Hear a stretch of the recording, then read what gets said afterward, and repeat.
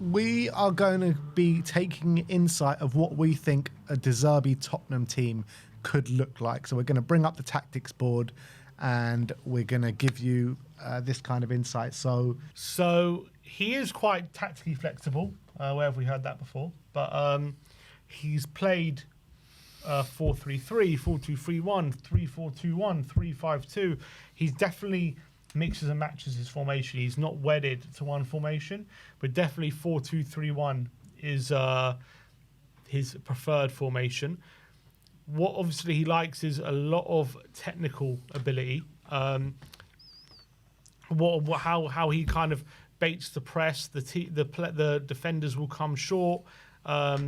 These players will kind of tuck inside, and you'd see a lot of the time some of the attackers coming short, playing a 1-2s with the centre backs before releasing the midfielder into the space. So I think he really likes technical midfielders. He likes sort of strong runners in midfield as well. You know, the likes of Caicedo, Baleba, obviously worked very well under Roberto De Zerbi. He likes very fast and wingers very comfortable on the ball, very comfortable taking on their men. Obviously, Mitoma came through under Roberto De Zerbi. He was absolutely brilliant under him, and that was one player you could point to in terms of he likes his a lot of his wingers to be fast.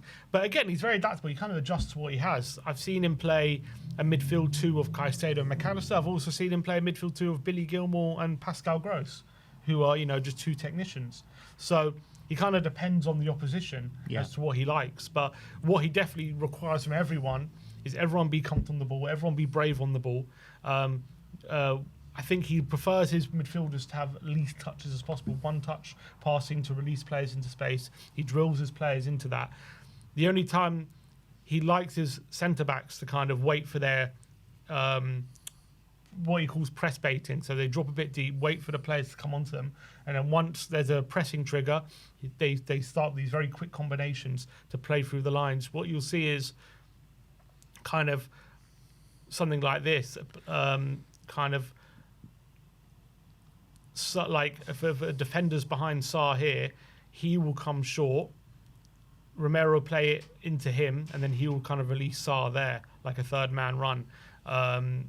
So there's a lot of little triangles going on when it comes to with Roberto De Zerbi and how he likes to set up his players. And he likes his midfielders generally to be high and wide, his wingers, sorry. And up front, again, I've seen him play a few different things. I've seen him play Trossard up front. I've also seen him play João Pedro up front. And I've also seen him like Danny Welbeck as well up front on a few scenarios. So I don't think he's wedded to one, but I do think Solanke would be the main thing. Most of it, he has played a number of different formations across his career. He's not really wedded to one. In fact, I was looking at his time at Brighton, and everyone says he didn't win his first 5 games or 4 games at Brighton. He actually started with a back 3 at Brighton, and then after 4 games he moved to a back 4. Oh right. And then it started going well, and he won 3 in a row, and it kind of did all right from there on. So definitely, I think at Sassuolo he played a back 3 quite a lot. Brighton, mostly a back 4, but sometimes a back 3. At Marseille, it's mostly been a back 4, but sometimes a back 3 as well. So he's definitely chopped and changed. The most important thing for him is kind of this everyone kind of in possession, getting close to each other. He likes to bait the press. He likes his centre backs to drop a bit deeper. He likes his midfielders to get close, and then he even likes an attacker to show. And a lot of the time, you'll see the ball played from the defender to an attacker that drops deep to lay it off to an unrunning midfielder who will drive into the space. And that's a lot of kind of how he plays and how he creates these triangles. He definitely likes his wingers to be high and wide and fast. He definitely likes that. But he has been known as well. He's played Welbeck on the wing quite a lot. He's played João Pedro on the wing. usually one on the touchline and one can be tucked inside a bit, but depending on which side. Matoma, obviously, he was a big favourite of his on that left-hand side. But he's also played a Dingra there. Ansu Fati was part of his winger options he liked. So it depends, because sometimes he plays a 3-5-2, and then he likes his wingers to be a bit more tucked inside. A lot of the time, you'll see in possession as well, it'll go to like a 3 like that, like this 3, and then this wing back will push up. This guy is tucked inside like that, and so it'll be like a 3-2-5 like in possession. And he's also been known when it's really attacking against a low block, he'll actually push a midfielder there, and it'll be a 3-1-6. He's done that as well. Thomas Frank would never. Super attacking. He definitely just likes to have those options, and he likes to have these runners bursting into the space here. If you pause it there, right, Thomas Frank would be flip the pitch around. Yeah, flip Thomas around. Frank. Exactly. He's also. I remember when we played them. He actually played with 2 strikers in a kind of a 4-4-2 formation, so he's not afraid to change up. He's very smart tactically. He will change things tactically to suit to play against the opposition, similar to what Frank would do. But I feel like the difference between him and Frank is Frank would adjust his tactics to stop the opposition, whereas Zerbi would adapt his tactics to hurt the opposition. I saw a lot of stats that backed that up. I think it was specifically for his time in Marseille, where a lot of goals came just after the break or in that period of 45 to 70, around that period where he's got them in at half-time and he's made a few tactical tweaks where he's seen a few flaws in the opposition, where he's able to tactically get the edge over his opposition. Yeah, exactly. So I think he's much more of a positive thinker in that sense. He's always looking to win. He's always looking to attack. He's always looking at where can we attack, where can we hurt. Whereas I feel like Frank was like, how can we stop this? How can we stop that? How do we... It's all more... Whereas Frank's more about off the ball, De Zerbi's more about on the ball kind of changes, which I prefer. In terms of what he wants from a number 9, is it going to be Solanke, Richarlison and Moani who's going to be his preferred number 9, do you reckon? Well, I think the number 9s he used to use, he's used Welbeck, João Pedro. João Pedro scored the most goals for him. Yeah, he liked João Pedro. He also liked Welbeck a lot as well. Welbeck did quite well under him. So Welbeck and I feel like Moani are quite similar in their kind of profile. Don't think we have really a João Pedro profile, really. He's more of like a false 9-ish kind of striker. Yeah. He's never really had a Solanke type. I think he'll really like Solanke because Solanke's quite mobile. He's very strong, and he brings other players into play. Albeit, he likes to play the ball on the ground a lot. He's not a manager who I don't know how many headed goals Brighton would score when he was their manager. So from that point of view, he liked to play a technical striker as well. He sometimes played Trossard up front in the false 9. João Pedro's very technical. We don't really have a technical number 9.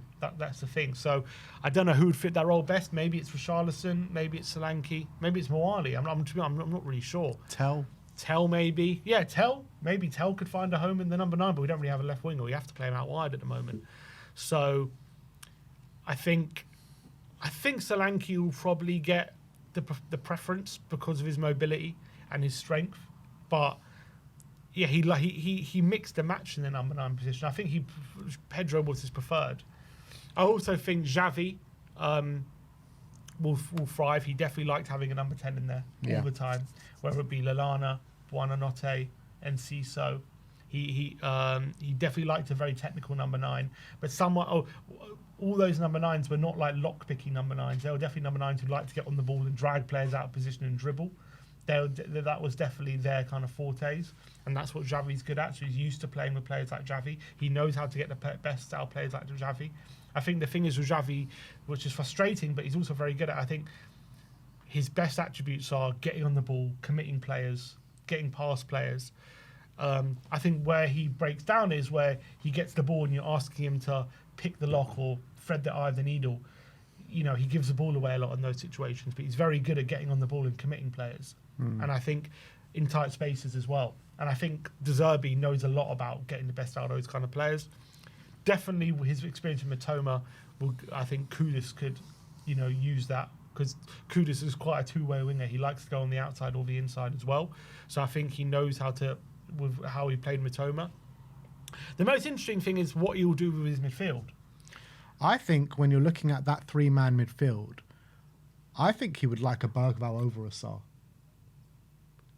But I think, you know, could you compare Sarr to like Baleba or Caicedo, how they used to play? But I think they were a bit more technical. That's the thing, yeah. Right, so Bergvall's quite technical. I actually think I agree. I kind of feel like he'll want Basuma in there. Actually, he definitely Gray. I could see he likes. Well, he played his fullbacks very interestingly, depending on the opposition. He had Gross sometimes at fullback, Hinshelwood sometimes at fullback, Veltman. Yeah. And they're all quite similar to Gray, I feel, a lot of the time, all those kind of players, how they kind of play. I think Gross is maybe more similar to Porro. Did Caicedo ever play fullback? Caicedo played there sometimes, but I feel like his fullbacks were a lot of the times midfielders. Yeah, it's because true. he liked to play technical, he liked them to come inside, and he liked them to tuck inside and knit the play together. So, but I feel like the way Gross plays is quite similar to Porro in his technical ability. I feel like Hinshelwood and Gray are quite similar. Veltman, he's kind of like a centre-back who played out wide. I wouldn't say similar to Dragoshin or Danso, though. I think he profiles quite similarly to Gray in a way. So I wonder what he'll do with the fullbacks. Will he bring a midfielder? Will he play Gray there? Will he bring a midfielder there? Or will he just go Porro and a Doggy? I think to start off with, he'll go for Porro and a Doggy, because they are like good quality. I think he'll like Basuma, because Basuma is quite comfortable with being pressed. I think he's probably... Do you think there's a chance of Basuma getting another contract? Maybe. I think Basuma will be the most suited to how he wants to play, because he's probably, out of all our midfielders, I would say he's the most comfortable with his back to goal, and he's most comfortable with receiving the ball with a player behind him. I think out of all our midfielders, he's the most comfortable. And De Zerbi demands that. Like, that is a big thing for him. Like, you watch him play, you watch the midfielders play, that's all about coming towards the ball, playing a little layoff and turning, or even finding an opportunity to receive the ball and spin away from someone. I think Basuma's perfect for that. So I wonder if Basuma will get the nod. Will we see something? I wouldn't be surprised maybe if... Does Gray come in? I don't know. He's not going to drop Porro, though, is he? The thing is, right, in big games this season, particularly for Marseille, and probably showed this at Brighton as well, extremely tactically flexible in the big games, where against PSG in the French Super Cup, he went for a 3-4-3 with three at the back. And against Newcastle, when they beat them 2-1 in the Champions League, he went through a 3-5-2. Yeah. So, I mean, he is, shows a variation of different kind of formations. So it's not like, other managers where we've had it's just like been specifically this formation. We're going to go for this every game. We don't know how De Zerbi is going to treat these games. Is he going to treat them as like these massive games where, he's going to want a third centre-back in there? Yeah, it all kind of depends. Obviously, you could argue whether he's been better recently with a back three or a back four. He's going to have to make that determination, isn't he? He's got so much to sort out. That's obviously part of the reason why there's reservations. He's got to come in, assess what the players are best at, what the best formation for them is, where their best position is. And he's kind of what I like about De Zerbi, he thinks outside the box all the time. So he'll play a midfielder on the wing. At fullback. He'll play a winger in different position in midfield. He'll play a striker out wide. He doesn't think of set positions a lot of the time. A lot of the time he plays players in very different positions. He's played for certain oppositions. He's played a midfield two of McAllister or Caicedo, very physical, but also decent technically. And he's also played a midfield two of Gilmour and Gross. Of just two technicians, not necessarily the most physical. So he's very adaptable in terms of how he adjusts his tactics. One big question as well, with how he plays from the back, is probably the bravest you've seen anything. Is Vicario... Will he want Vicario there? Is he going to think about Kinski? We know Kinski got tried and failed or whatever. He's known to change his goalkeepers, De Zerbi. He's known... he had Steele and he had Verbruggen and who else did he have? I can't remember who else he had. But Sanchez, no? Sanchez, that's it. Sanchez. And he would switch them. And... For long periods as well. One Steele would be in for 10 games and Sanchez would be in for 10 games, whatever. So obviously Kinski, in theory, not that it proved in Atletico, is the most adept with the ball at his feet. We know that, and that's a big. The difference between I think between that between, let's say, De Zerbi and Ange, is Ange would ask his keepers to do very simple things. Like, they would be involved in build-up, but only to literally play a little short pass to the fullback or whatever. At Brighton, De Zerbi literally wants them as like an outfielder. He literally wants them to bait the press and then play around the attacker and exploit the space. It's not literally... Vicario's was literally to just get the ball and quickly release it to a centre-back. De Zerbi literally wants them as literally like their outfielder. But the thing is, at Brighton, he had the keepers to do that, you know? Yeah, well, you say that before he joined, they weren't seen as that. Like, Steele wasn't seen as this ball-playing keeper, but he developed into it. Yeah, but what I'm saying is that if he feels that Vicario can't do it, I really hope that he doesn't force him to do that from the off. And maybe adapts just a little bit in that sense, just for these 7 games, because we just need to get results. I do wonder, if Kinski will come in or not. But again, is he ready for it? I don't think... I would assume from game 1, no, but you never know. I think he's brave enough to do Kinski from the start. I think so. I think some players will not like playing under him. I think this ends Paulinho at Spurs. Yeah, Paulinho ain't joining permanently for sure. I don't think he's going to like Paulinho. I think he's got so little technical ability. I think he's not going to fancy having Paulinho on the team. I think Gallagher might be in a bit of trouble, to be honest.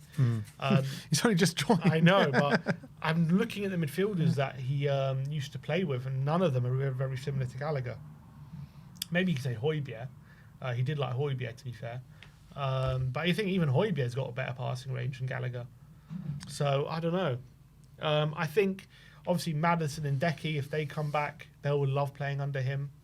But also, you got to look at as well, like, he's going to try to get the best out of what he has. And I think that's what he did at Brighton and that's what he did at Marseille. It's like, just because he didn't have those certain profiles at Marseille and at Brighton, it doesn't mean that he can't get the best out of certain profiles at Tottenham. No, that's 100% right. 100% right. I think new clubs, new issues, as I've said, he thinks outside the box a lot. I think, as much as he's stubborn in his principles and kind of how he likes to play, he's also very adaptable in getting different things out of different players as well. He's a very smart manager. He's very good tactically. And it's a good point, by the way, that someone makes in the comments regarding Kinski, because Kinski will probably have to play the first game anyway. Potentially, yeah. Because of Vicario's surgery in his hernia. So it could give an opportunity to Kinski. Well, if you're going to play De Zerbi's first game, if he impresses, he could keep the shirt. Yeah, true. Very, very true. Very true. I do wonder... I feel like a doggy might be in trouble. Because I feel like he likes his fullbacks to be quite technical. And a doggy is very physical, but technically he's not... What about Spence then? No, but Spence is quite good technically, I feel. He's much better with like his close control and keeping possession than a doggy. But I feel like a doggy's better in the final third than he's better getting to the Spence. final third. But I don't think he needs his fullbacks to get to the final third too much. He likes his fullbacks to be inverted a bit and more based around keeping possession rather than like getting to the final third and creating chances. He uses a lot of like wingers as wing backs. He has done. Well, he's done definitely Gross. He's used there a lot. Well, in this lineup that I'm looking at, Marseille against Newcastle when they won 2-1, his 2 wing backs were Igor Paxal, who's a forward, and Timothy Weah, who's a midfielder. That's playing a back three. Yeah, Yeah, so if he plays a back three, then I think a doggy would be much more of use. Yeah, a doggy or even a tell could play at Tell winger. potentially. Yeah, it's going to be very interesting to see how he profiles different players, getting a new. Because I feel like for the last year, we've had someone like Frank profiling his players in his very like regimented, like pragmatic style, and how he sees his players fitting into his pragmatic way of playing. Whereas I'd love to see someone who can unlock these players on the ball from an attacking point of view and how we can get the best out of them, get them creating chances, get them opening up the opposition, how they profile in that way. So I think a new set of eyes on these players is going to be much to the benefit of a lot of them. I'm even looking at this lineup against Liverpool this year in the Champions League. He played 4-4-2. Yeah, So it changes it a lot. He changes it a lot, and I'm just looking at random games from Zerbi this year for Marseille. I haven't seen one 4-2-3-1 yet. For Marseille. Yeah. He did play 4-2-3-1 mainly, though. I'm looking at a lot of three at the backs here. I think mainly this season he's been using three at the back. But if you look at his season at Brighton, it was mainly 4-2-3-1. Yeah, I'm just talking about Marseille this season. Well, he did, yeah. I mean, he's very adaptable. Here we go. I found a 4-2-3-1 against Lille, where he's used Timothy Weir and Emerson Palmieri as fullbacks. Emerson. Yeah, Timothy Weir is more of a winger, obviously. Yeah. Or by trade, anyway. What do you think his first lineup's Kondogbia going to and be? Højbjerg. What is his first lineup going to be? Was going to play Sunderland, who are going to sit back, who are going to frustrate. So I do think we go back four. Back four. I think we go back four against Sunderland because, they'll happily give us the possession and it'll be on us to break them down. I think that's the way the game is probably going to go, isn't it? Mm-hmm.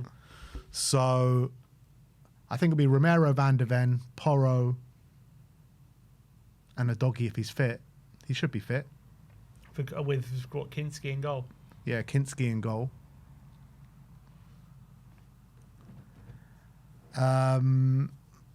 I think in mid... Sumanama might not be fit, would he? No, I think it'll be Gray Bergval. Gray and Bergval.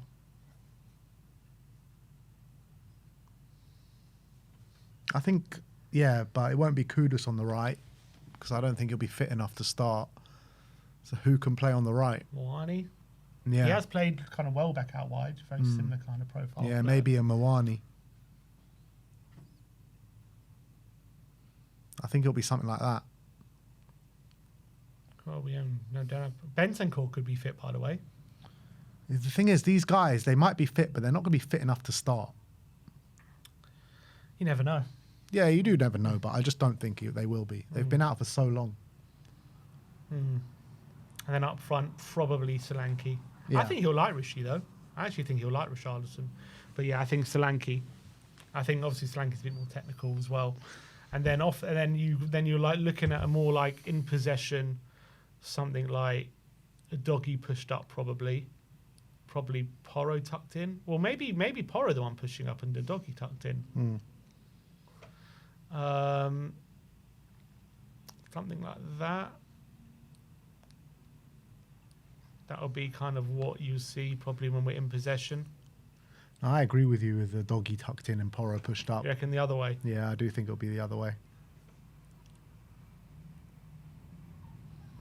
Well, Porro, the good thing about Porro is that he can do either role.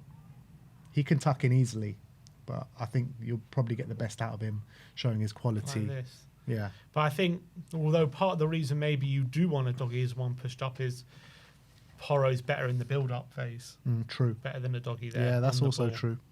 And the doggy's probably maybe better at getting to the byline potentially. We're doing it like that. But it could be either way. And then you'll see these players coming short, and then you'll see those spaces opening up and running into the space. It's going to be very interesting. Can we get a result at Sunderland? Yeah. Will we get a result at Sunderland?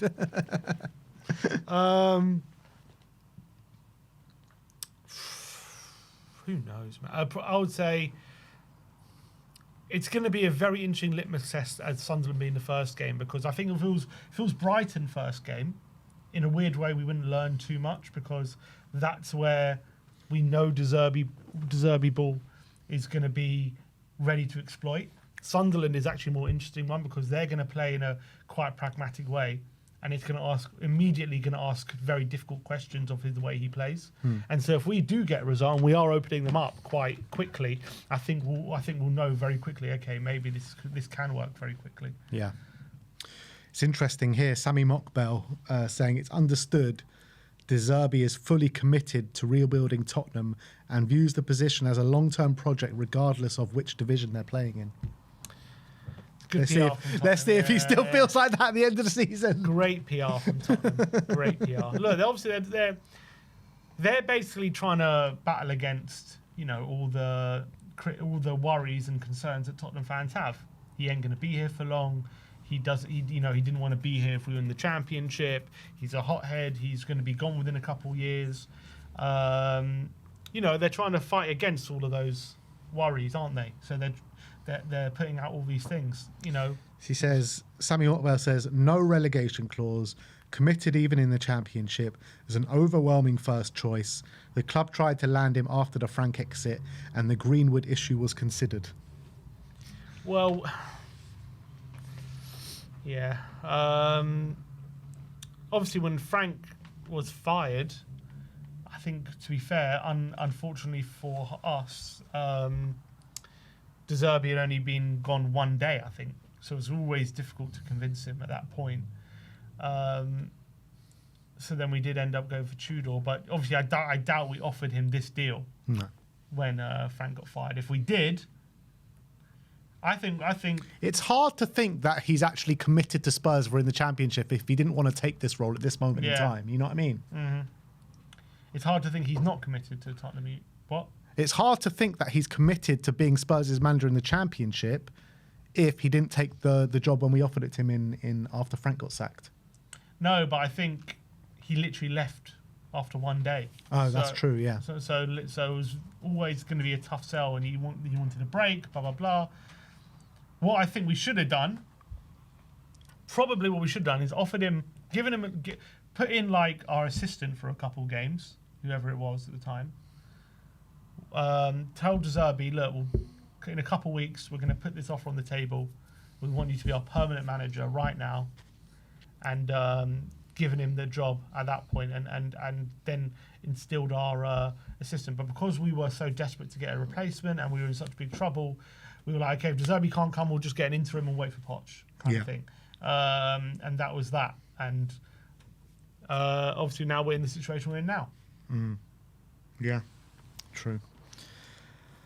All right, so that's the ways that we think we're going to line up under Roberto De Zerbi. Big test, first and foremost, Sunderland. We've got a bit of time to prepare for that game, so hopefully he can instill something in these players, and hopefully the players are excited to play under him as well. So we'll see how it goes, but I view this as a positive. It's an interesting one because on one point, it's going to take a long time for them to, implement his style of play. But from another point, it's not that long ago we did have Ange who did implement a very attacking style of play. Yeah. I know it's different, but it's not like he's going. Well, it is. We are going from one philosophy to another, but it wasn't that long ago, was it, that we were playing in a more possession-based style of football. So, is it possible that they can pick up from there and think of play like they were a bit more attacking like they were under Ange? Is it going to be that much of a departure from that? Maybe. Look, I think every manager comes in with their new ideas and new ways of implementing things, and I think De Zerbi's way of playing is different to Ange. But I think the way they played under Ange will definitely help them maybe acclimatise a bit quicker than maybe most. That's what I'm thinking. As much as a massive departure to Frank and Tudor. Yeah, that's what I was saying before. Yeah. They know how they did. It's not like it's completely like they've never played attacking football before. Yeah. It's like we played attacking football for 2 years and then we've just been no man's land for the last. Whereas when Ange came in, he was taking over a team that literally hadn't played attacking football for 4 years or something. Yeah. So it was very different then. And I think these players have probably been dying to get back to that all season. I think so. So I think they'll look at it as like a breath of fresh air. 100%. I think they'll be good. I think they're going to be raring to go with De Zerbi. I really think so. I think they're going to be so excited to get him through the door and start playing under him. Yeah, I agree. Until they're not, but but for now, I think always at the beginning. When who's the first player that's going to get it in the ear from Zerbi? Who's the first player? Maybe a Romero. You What don't want about to be here, Palhinha? then get out. Palhinha. He's going to tell him to call his agent. Where do you think this leaves like the likes of Romero and Van der Ven? Because we've all been saying they're dead certs to leave. Yeah. So And they probably still are, but it'd be very interesting to see if they mesh with De Zerbi or not. I think, obviously, how we end the season is going to be relevant, and how if they really believe in the football we're playing. But it's for them, it's like, even if we stay up and we're good, it's kind of like being here, done that, isn't it? With the manager and all these different things. So I think it's going to take a hell of a convincing, even if we stay up comfortably and we have a really good end to the season. It's still going to take a hell of a lot of convincing, but I don't think it's impossible. But I think. Do you think though, like De Zerbi gives it the best chance though? I would say so, because they know what football he's going to implement. They know they probably want to play that kind of similar style. But I guess it doesn't just come down to that, does it? It comes Europe. up. Yeah. Tough sell, isn't it? No Europe, but also about promises made by the club to certain managers and to certain players and all that kind of stuff that have not been adhered to. Yeah. That's the main crux of the issue here. Can they trust this club? Even, they've had the promises before. It's tough to say that they can. Yeah, exactly.